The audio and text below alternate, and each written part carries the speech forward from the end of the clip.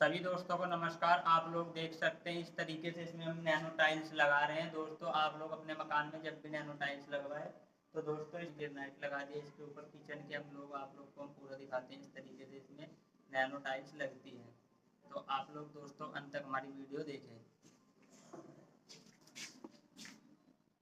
तो दोस्तों paper cement से लग रहा है क्योंकि केमिकल दोस्तों इसमें चलता नहीं है।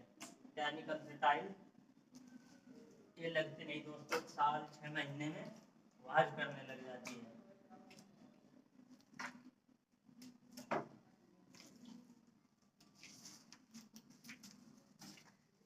दोस्तों जब भी मसाला फैलाए आप लोग तो खड़ी करनी से फैलाएंगे, नहीं इसको प्लेन करना है।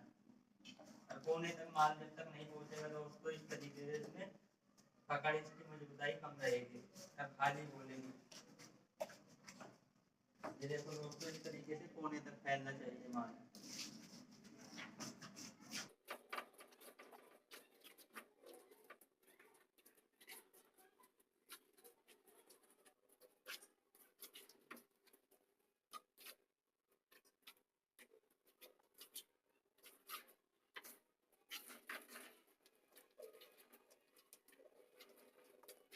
तरीके से दोस्तों इसमें माल फैलता है।